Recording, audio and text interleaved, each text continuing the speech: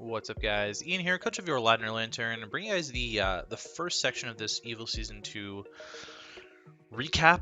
I did promise that I would be bringing this to you guys. So this is a Gen 7 league that Lux ran.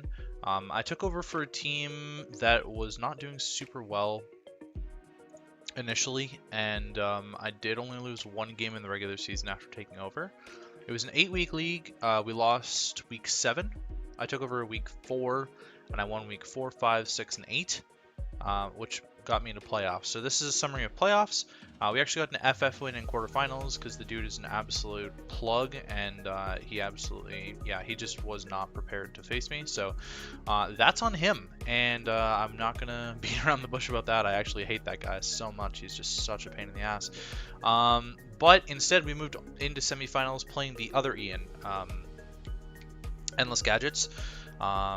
Let's sort of go over this game. So I'm going to do this one and then a part 2 because, spoiler alert, we win. So we're just going to like run through this game and then go through the finals game for you guys. But let's talk about my team a little bit just so you have a little bit of context here. I don't actually remember anything about what he has, but I'm just like max Beedrill, which I'm pretty sure was to catch the Mega Alakazam off guard, trying to catch him creeping a creep.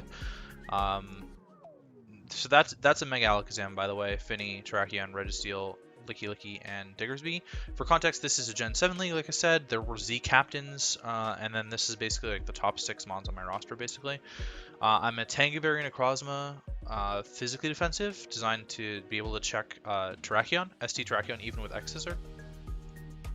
Keldeo, I'm a Calm Mind, Focus Blast, Secret Sword, Scald. Totally walled by Finny, but it's a great way to break through Registeel and Licky. Shaman is presumably the Finny answer. Seed Flare, Earth Power, Rest, and HP Rock for something that didn't come.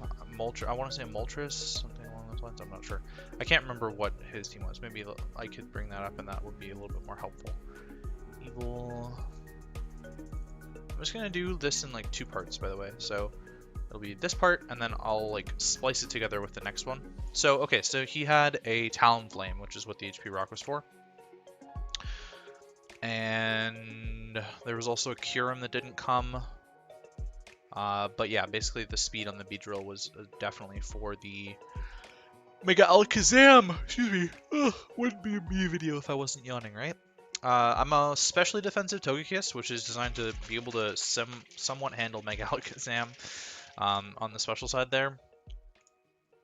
And I'm a Dragon Dance Zygarde with Yachi Berry, max speed to speed tie Kyurem. So Yachi hopefully would have let me live a Kyurem hit and like be able to attack stuff, but I'm a no Dragon move Dragon Dance Zygarde. So I don't actually remember how this game plays, so I'm just gonna watch it with you guys basically. But I do remember that Shaman versus Diggersby is a contestable matchup. We see that he's Scarfed right off the bat, which is good info. I did click Earth Power, predicting the Registeel to come in anyways. And I'm just going to like keep clicking it. So he decides that Rocks is a worthwhile trade for him. I'm just going to rest here because I didn't live 2 Seismic Tosses. And then I can switch out into Togekiss pretty freely and get a defog off on these. He's going to try and go Licky and like Wish Pass into the Registeel to try and punish me for making that play with Shaman. And I believe he's going to be successful, but I'm going to be able to play it with the Zygarde here. Which is a really easy read for me because nothing else is even injured on his team. I'm running Earthquake and 1000 Arrows, so the Earthquake is going to do a bit more to the Registeel here, and there's no flying type, so there's no reason for me to ever click 1000 Arrows over Earthquake anyways, just because the Talonflame didn't show up. HP Ice Registeel is really interesting. Actually, I just want to pause a little bit for the HP Ice Registeel there. That was really interesting tech on his part to bring HP Ice Registeel to try and hit Zygarde super effectively. Obviously, with my Yachi Berry, it did absolutely nothing. But it probably would have done about like 45-ish sort of percent. And then we see that this is really physically defensive Tapu Fini. So I go hard Beedrill. It's really the only thing that can like handle this. I thought he might Moonblast because I don't really have a Moonblast resist. Like my Moonblast resist is Mega Beedrill, but there you go. I'm gonna get the crit on the Registeel there as he shows Rocky Helmet, so there's not much you can do about that. But Necrozma getting an Earth Power off on the Licky is really good here. I think he's just going to try and make the same play and Wish Pass into Registeel here. It would make the most sense to me. So I try an Earth Power again, but basically he's just gonna end up like wasting that wish, and now the Registeel is still in a really bad spot. I get the Toxic off on the Licky Licky for free basically, and I can pretty much heal up here. He doesn't have a wish in the air, so there's no reason for me to think any other reason why. But the Diggersby coming in, I don't even remember predicting that. I just like clicked buttons, you know. So I am just gonna Seed Flare, and we're gonna hit the Licky Licky there. I can rest up pretty easily on the Licky Licky, so I'm gonna rest here as he goes into the Alakazam, which should give me my Togekiss. That I'd imagine that's what that's what I am gonna switch into here. So he gets the Serene Grace, which is actually really a yikes with like Psychic. And a Calm Mind set is pretty devastating as well. I don't have Air Slash. My best way to hit this is D-Gleam, and I just have to sack the Togekiss to the Alakazam. But at this point, I'm basically like, all right, this game's over, right? If the Alakazam stays in and it's +1 and my Beedrill does not outspeed, this game's over, right? I don't believe I saw that it was modest based on the damage against Togekiss, so I was still risking this with the Beedrill, but I am max speed Beedrill to try and catch that Zam. And instead we're going to catch the Registeel here. It's nice that I still have some health back, some health left after the Rocky Helmet damage there. But Shaman on the double down was a really easy play for me because it pretty much beat everything in a 1v1 there. And I'm going to be able to hit the miss the Seed Flare on the Licky Licky here, so he doesn't get just an immediate double down. This means that I am going to be able to rest up on the Licky Licky. I'm not really terrified of the Licky Licky doing anything to my Shaman, just based on what we've seen. But a healthy Shaman is much more important to me than anything else. So he's just going to try and protect, which is an interesting one. I guess he thought that he might die, or he thought that maybe I have Sleep Talk as my last move. I don't. And he's going to be able to phase me out. I don't remember why I decided to attack there instead of Dragon Dance, but just like try and get damage on the Licky Licky, I suppose. He's going to have to burn another turn here. But nothing really can like actually handle the Necrozma right away. So I don't think the Diggersby kills me here because I am Tanga, but Return does enough that I'm a little bit scared. Getting the chip on this with no Wish Passer now is really important. So I'm just going to sack off the Necrozma because I think that I have Terrakion covered, right? Zygarde still resists like Stone Edge. I don't think Close Combat kills me from this range unless it's +2 already. And I have a full health Keldeo that's speed tying the Terrakion in the back unless it's Scarfed, as well as a Mega Beedrill that should outspeed it unless it's Scarfed. So I do have Drill Run for the Terrakion, so it should be something. But this is now in extreme speed range, so I'm actually just going to click it. I probably could have clicked Earthquake, or do I click Dragon Dance here, predicting him to predict the E-Speed? I can't remember now. No, I am just going to E-Speed, so we see the damage on the Finny, it's really whatever. I think I've actually bluffed... No, I haven't bluffed Pan because he's seen Yache Berry, but he's going to be able to get rid of the rocks finally. But in exchange, he's going to lose his Tapu Fini, and I'm a full health Shaman, so I know that I can pretty much handle whatever here. He is going to have to Z-move to kill me, but it doesn't even kill, and we hit the Seed Flare, so the track's just dead. This is like sack fodder to the Diggersby now. I really don't care what it goes for. It does choose to go for the Earthquake. There's no Earthquake resist. There's also no Return resist. Return actually probably would have been better on his part because Return would have killed my Zygarde, but instead it lets me get a Dragon Dance off and E-Speed this, and I should just be able to Earthquake the Alakazam and win the game with the Dragon Dance Zygarde. So I didn't really have to make the Beedrill play. It turns out that I was faster than the Alakazam, so all things considered, his play to go into the Registeel on the Beedrill was a better one. But that play, not clicking Return on his part and clicking Earthquake, actually sealed his fate, to be honest. Because if he had Return, he would have killed the Zygarde. I would have had to go Keldeo, and then Alakazam can set up on the Keldeo, but Beedrill still would have outsped and won. So either way there, as soon as the Terrakion died, this game was over, basically.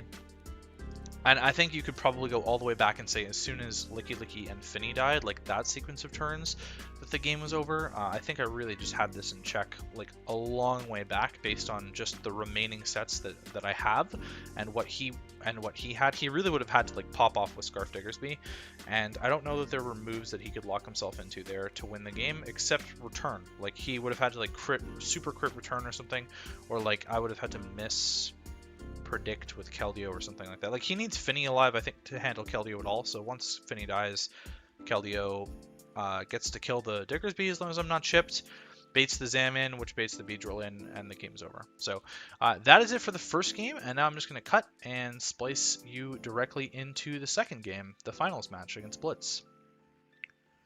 And we're back. We are back. So this is the finals matching on Blitz here.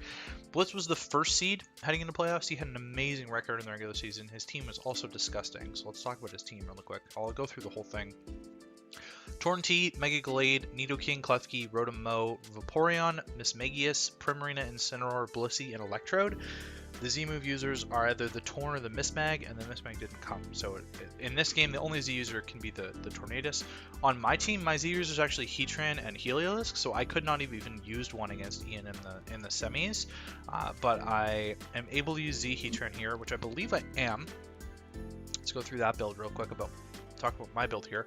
I'm not actually at all. I am Dragon Dance, 1000 Arrows, 1000 Waves, Rest, Yache Berry Zygarde with a ton of Spit F. I'm a ton of Spit F. I'm Adamant, 60 attack, max HP. It's a really bulky set.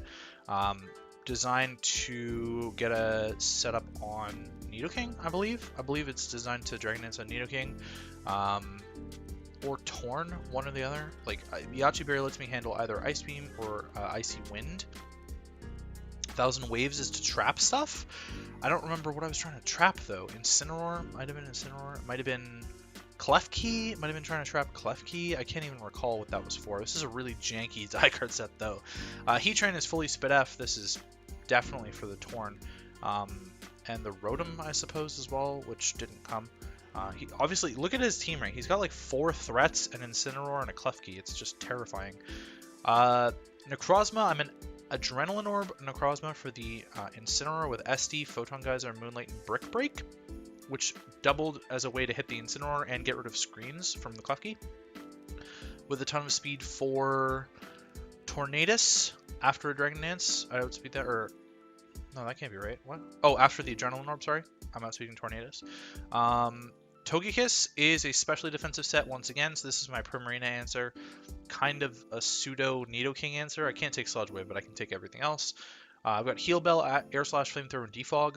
Get rid of whatever hazards he wants to go for, or the screens. Shaman is a Rocky Helmet set, physically defensive for the Glade with Energy Ball, Rest, Leech Seed, and Healing Wish. So I'm mono Grass move. There isn't really... like, he's got Grass answers, but... Energy Ball is fine here as my only attacking move so that I don't miss. I didn't need Giga Drain because I have Leech Seed and Rest, and then Healing Wish to Healing Wish up either Zygarde or Necrozma, or Beedrill at the end of the game. Fully physically defensive with the Glade, like I said. Beedrill is Fell Stinger, Poison Jab, U-Turn, and Knockoff. So this is one of my favorite Beedrill sets is Fell Stinger Beedrill. Just really lets you clean up a game. And if I can get a Fell Stinger off on the Glade, then Poison Jab plus Knockoff can tear through the rest of the team. So I don't have a way to hit Klefki on the Beedrill because I figured he would just be Magnetized for Beedrill anyways, and I really don't want to stay in on Thunder Wave. I think there's a lot of moves the Klefki wants. It wants screens, it wants Magnetize, it wants T-Wave, it wants spikes, it wants an attacking move. Like, there's at least like 6 moves off the top of my head that I think the Klefki would want, so I didn't really know what that would be coming into this game. Beedrill is outspeeding Tornadus naturally, so I'm not like bringing any Scarfers, I'm not outspeeding any Scarfers, and that's just that. So let's see how this goes, because this game was actually quite a while ago. I played this June 5th, and today is September 30th. I've put off recording this for ages, just because I didn't really want to, but I was really happy to not see the Vaporeon or the Blissey or the Rotom. I have to admit that I didn't really think Mismag was going to come, and I didn't really think Electrode was going to come. Zygarde is like more than enough for Electrode. HPS just still does absolutely nothing. I also have a Helios that checks it, so there's a lot of reasons there. I guess Blissey was probably scared off by Keldeo plus Zygarde, potentially. Mega Beedrill, I don't know. Vaporeon was just like the big one that I didn't want to come because it like sat on Heatran and I didn't really want to have to switch into Vaporeon over and over again, you know? So that is what's going on there. And I guess let's just hop right into things here. So once again, I have not watched this, but I am just going to leave with Zygarde. And I kind of figured just leading with Zygarde is just like my best bet against Klefki, right? I was like, Zygarde is really good against Klefki, Nidoking, or Incineroar leads, and the only thing I wouldn't want to lead Zygarde against is like Prim.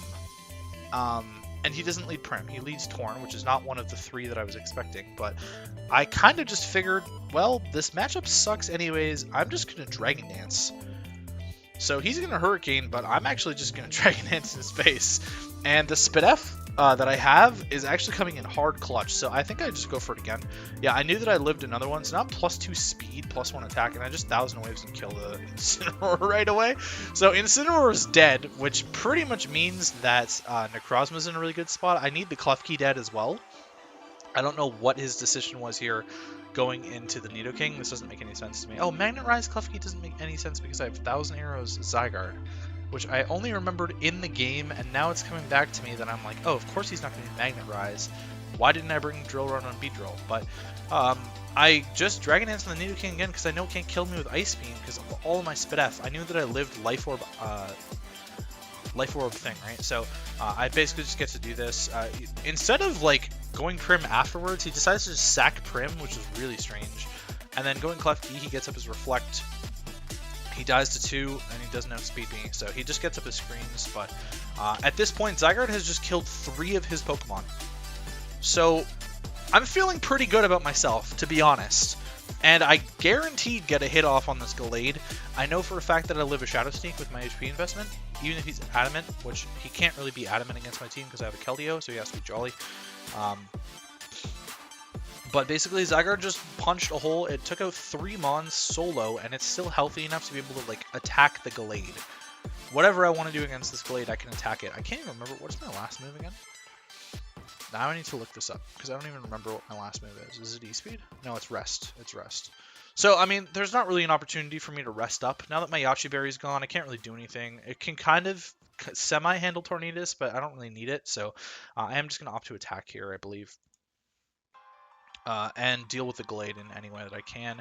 He's just going to Drain Punch, so that actually scares me a lot less. I was really terrified of this SDing behind the screens right there, because plus 2,000 arrows only did 39%, but it's chipped enough that I'm confident in other things being able to handle it, such as this Togekiss, which is actually Spidef for the Nidoking, and that's what I've got it for.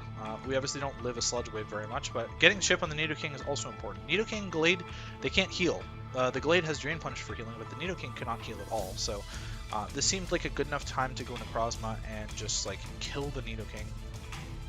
Necrozma doesn't have that much use for me against the Gallade, but what I need this to do is get this in range for Beedrill the Fellstinger, and then Beedrill can kill the Torn, because otherwise I'm a little bit boned against the Torn, especially if it's Fight Z. That crit X-Scissor really sucked. In hindsight, that crit X-Scissor really sucked. I would have liked to have just like been able to attack the Gallade. I lived a +1 X-Scissor for sure with Prism Armor, but I have to go Shaman here. He's just going to Drain Punch instead of X-Scissor, and I think he's just going to kill himself here to Rocky Helmet plus Leech Seed over and over again. It doesn't really make any sense why he would want to do this, but I'm basically just like attacking him, and he's going to have to kill me, right?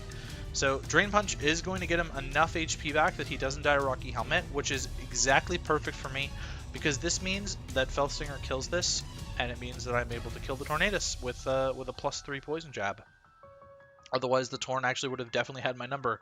I think he told me after the game that he was Fightinium Z, which would have blown through my Heatran, and Beedrill did not have the damage to kill Torn without being some sort of boosting.